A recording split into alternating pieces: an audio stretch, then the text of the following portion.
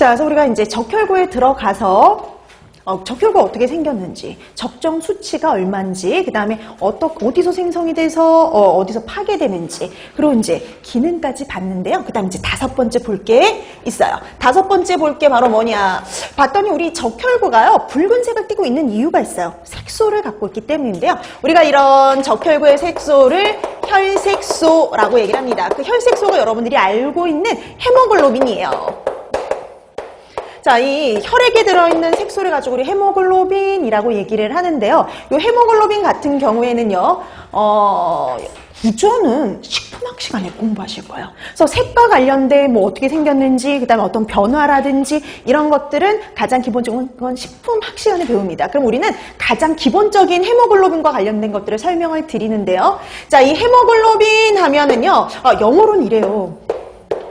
근데 이 영어를 외워라 라는 게 아니라요. 이 영어를 보면은요, 헤모글로빈이 어떻게 구성이 되었는지를 아주 손쉽게 파악할 수가 있어요.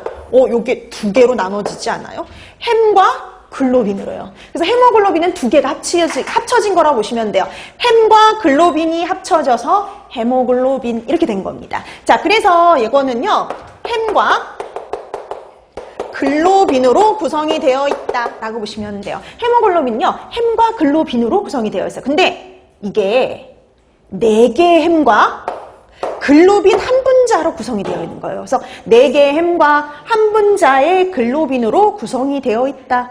근데 여러분 이제 간혹 어떤 문제집이나 책에 보면 간혹 잘못 나와 있는 게 있거든요. 글로빈이 4분자로 구성이 되어 있다라고 잘못 나와 있는 책이 있는데요. 글로빈은 한 분자예요. 그게 왜 그 잘못 이렇게 착각해서 잘못 써 있는 책이 있냐면, 참고적으로 글로빈은 알파 체인과 베타 체인 2가지를 갖고 있는데요. 알파 체인이 2개, 그 다음에 베타 체인 2개, 그래서 글로빈 한 분자가 구성이 되는 거거든요. 그래서 간혹 책이 잘못해서 이거 다 합치니까 몇 개예요?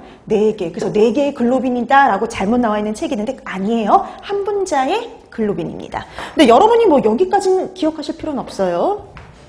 그냥 여러분들이 이렇게까지만 기억하면 돼요. 그건 이해를 위한 것이고요. 4분자의 햄과 한 분자의 글로빈으로 구성이 되어 있다라고 보시면 되겠고요. 여러분 이 햄은 어떻게 생겼냐면요. 나중에 여러분들이 식품학 시간에 나중에 식품학 책에서 자세히 공부하실 건데요. 골격 구조에다 폴피린이라는 골격 구조에다가 중심 금속이 이렇게 딱 붙어 있어요. 그 중심 금속에 누가 있느냐? 철이요, 철. 중심 금속으로 철을 갖고 있는 게 바로 햄 구조입니다. 자, 그래서 여러분들이 여기서 또 하나 기억할 건 햄의 중심 금속은 철이다. 요거까지는 기억해 두셔야 돼요. 자, 그럼 우리가 아까 적혈구의 주요한 기능이 바로 뭐라 그랬을까요? 산소 운반이라고 했죠. 근데 실제적으로 산소를 운반해 주는 거 헤모글로빈의 역할이에요. 그래서 헤모글로빈이 바로 산소를 운반을 해 주는데요. 그 중에서도 누가 산소 운반에 밀접한 관련이 있느냐? 햄이요.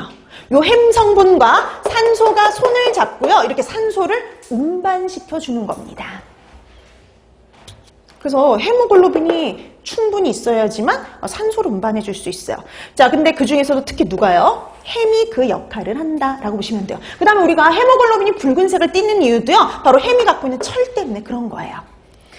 자, 그래서 여기에서 보면 한 분자의 헤모글로빈은 그래서 이게 좀 헤모글로빈 이렇게 쓰려면 너무 길잖아요. 그래서 이제 앞으로 이 약자를 그냥 좀 쓸게요. 헤모글로빈 우린 약자 보통 요거 씁니다. HB.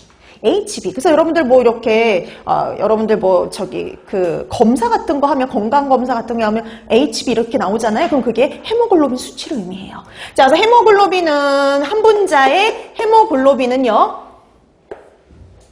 몇 분자의 산소와 결합할 수 있느냐? 자, 우리가 헤모글로빈이 산소를 운반하는 역할을 한다 그랬는데 이 산소를 운반하는 헤모글로빈 중에 특히 어디 부위가 산소와 결합을 하냐면요. 어느 부위요?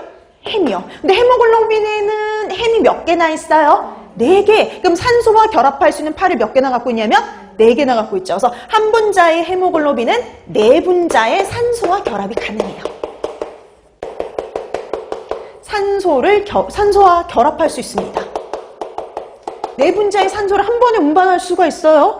그 헤모글로빈 한 분자 있으면 4분자의 산소를 운반하는 거예요. 근데 이거를 그램이나 밀리리터로 따지면 조금 달라지는데요. 1g의 헤모글로빈은 1.34ml의 산소와 결합한다 이렇게 얘기를 해요. 왜냐하면 여러분 왜냐면 이 산소가 되게 가볍잖아요. 그래서 1.34ml밖에 되지 않습니다. 그래서 1g의 헤모글로빈은 1.34ml의 산소와 결합한다 이렇게 얘기를 해줄 수도 있어요. 자, 그 다음에 또 이제 그러면 이렇게 우리가 산소와 이렇게 결합을 해서 산소를 운반하기 위해서는 충분한 헤모글로빈이 필요하겠죠. 그러면 헤모글로빈의 정상 수치도 기억해 두셔야 됩니다. 헤모글로빈의 정상 수치는요, 혈액 100ml 중에 15g 정도야. 자, 우리가 보통 100ml 중에 혈액